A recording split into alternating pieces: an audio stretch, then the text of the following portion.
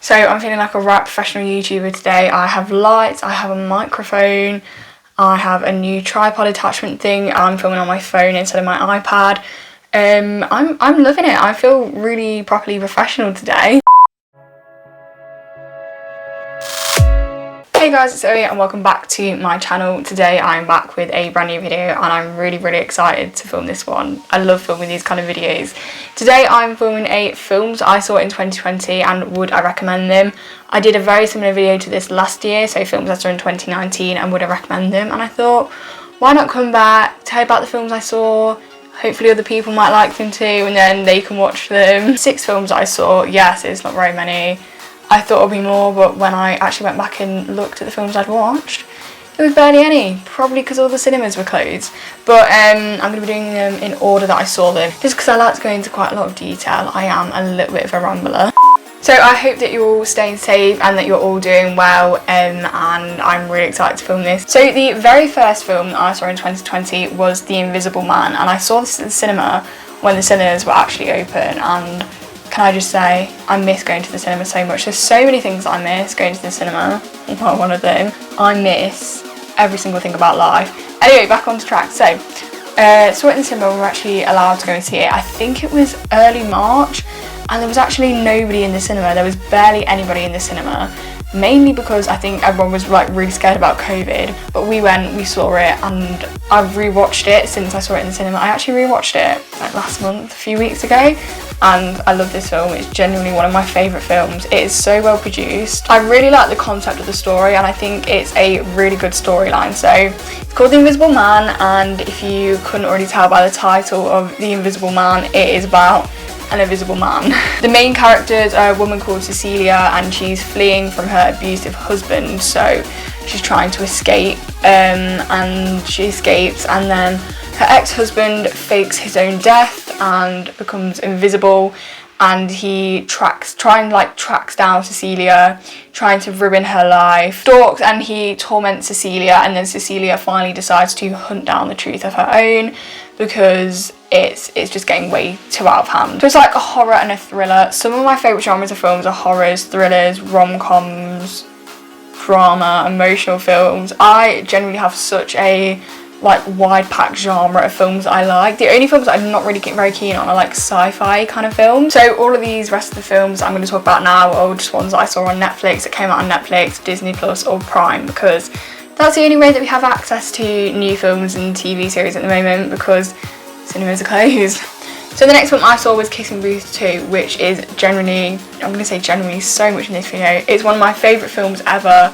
It's so good. It's following on from the first Kissing Booth, which if you haven't watched, you need to go and watch it just because it's really good. It came out in the summer. I'm not exactly sure when I watched it because my friend Amy actually got me into the Kissing Booths because I'd never watched the first Kissing Booth before, and when I watched it, fell in love, binged the first one, binged the second one, and there's actually a new one coming out this summer, 2021. Following on from the first film, there's kind of 2 main characters, Elle and Noah, and they are boyfriend and girlfriend.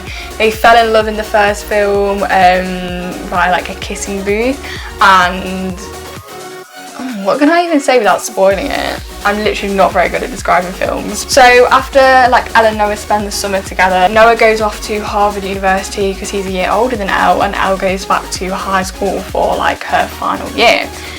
Because they're so far away from each other, Harvard's a really long way away from where Elle lives. They don't see each other. They just occasionally kind of call each other, but as they're both away from each other, they're spending time with different people, and their relationship is kind of gradually falling apart. So basically they both face a fair amount of problems, and they each meet a new person, and it just kind of follows along with how their relationship will play out. So will they both stay in love with a new person, or will they come back and be in love together? So the next thing that I saw in 2020, you're probably all going to think I'm really weird for this. It's not that reason, not because of the film, but I saw To All the Boys I've Loved Before, P.S. I Still Love You. And the third one actually came out, I think it was on Friday. I think it's called To All the Boys I've Loved Before, Always and Forever. I think it's called that, and I'm really excited to watch that. But I don't know what it is, but I really can't remember much about the second film. I think it's because I watched the first one and the second one on a Netflix party, so where I'm chatting with someone else. But I actually can't remember much about it. but my plan for this week is to rewatch the first and second one because I'm also off work for the whole week. So again, it's like a second one and it's following on from the first film. So in the first film, the main character was called Lara Jean, and she writes 5 love letters to all of the people that she's loved before, so hence to all the boys I've loved before. She never planned to send them to any of the boys that she loved, but I think it's her sister. She releases them and then the boys read them. So the letters actually kind of get leaked, and all the people that she never planned on seeing her letters, they read her letters. And then she falls in love with a boy called Peter, one that she one that she was in love with before. But yeah, the second one follows on with her relationship with Peter, and she also reunites with a boy that she wrote another letter to and starts talking to him and being with him. So it's kind of between Peter and the other boy, which I can't remember much about because my memory I must be getting old. So the fourth film that I saw in 2020 was Clouds, and I watched this more towards the end of 2020. Clouds is a very, very sad and very emotional film I actually wanted to watch because I'd seen it all over TikTok, people reacting to it, or like people did TikToks going reacting to Clouds, and it had this song sung by Zach, and it was like, we go up, up, up, and we fly a little higher. We go up in the clouds because the sky's a little higher. So it's actually based on a true story about Zach, who is a boy who was sadly diagnosed with cancer, and he found out that his cancer had spread to many areas of his body and he sadly didn't have long left to live. So he wanted to share his love of music, his album, he wrote a song. It's just about him and his journey, because it's kind of like inspiring others. It's a very, very sad film, so I would only watch it if you are in the right mindset, otherwise you will cry like loads, and I cried a lot. So he launched his album, he was unaware that it was gonna like turn viral and everyone was gonna listen to it. It's also kind of like a little bit of a love story because he has like a girlfriend, and he kind of chooses between his girlfriend and his best friend because him and his best friend have been friends for a very long time, since they were children, and then he has his girlfriend, so he kind of also picks his love between his best friend and his girlfriend. I think it was really nice that there was a film produced out of Zach's story, and it's kind of in memory of him as well, so it's really nice. But when you think about it, it's also really sad because so many people are affected by this kind of thing, and it is very, very emotional, as I keep saying. Do I have any other words apart from emotional? No, clearly don't. But it's just an amazing watch, really well produced, really well thought through, and all of the actors and actresses are also really amazing at portraying the role. So the fifth film I saw is a little bit more upbeat, but this one is kind of deep. So it's called Soul, and it's on Disney Plus, and it's about the journey to becoming who you are, your soul, who you are.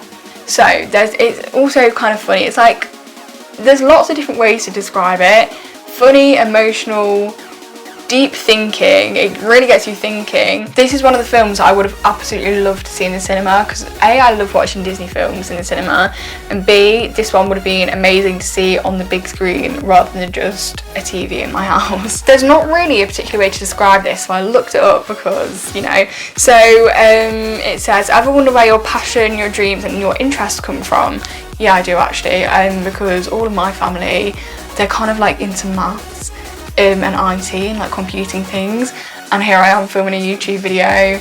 I'm very creative, I study media, I'm going to go study media at uni, and I seem to be completely different to all of my family, so I do wonder where I get that thing from. What is it that makes you, you? It takes you on a journey from the streets of New York to the cosmic realms to discover the answers to life's most important questions. The main character is called Joe, he's like a teacher, a music teacher, but he really wants to become a professional musician and run gigs and concerts and stuff.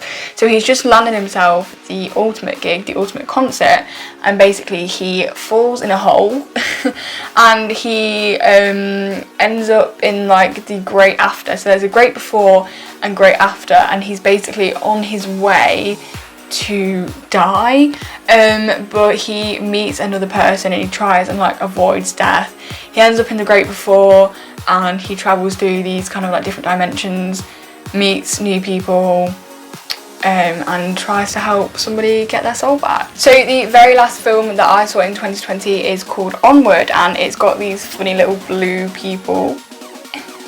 And it's really well produced. Basically, it's about two boys and their dad died when they were younger, and an opportunity is presented to spend a day with their dad when they're older.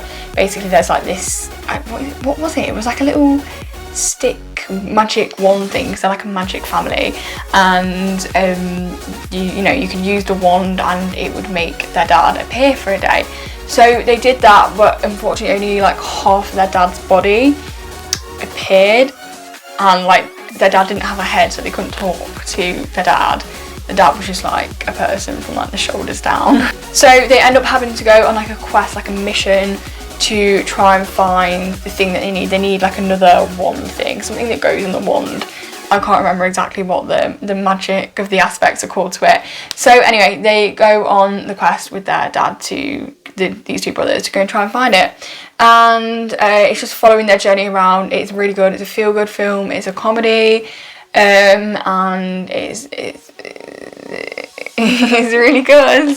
So guys, that is the end of the video. I really hope that you did enjoy. They are all the films that I saw in 2020. Again, it's not very many, but these were just kind of like new releases. If you would like any more film related videos, then I would love to do them, because I am quite passionate about film. So yeah, I hope you're hope you're staying safe and that you are doing well, and I have some amazing videos coming your way, so please stay tuned, and I'm really excited to get them produced for you, especially now I have my new mic and new lights. I love doing YouTube, it's so fun. Anyway, that's it for today's video, so yeah, bye guys.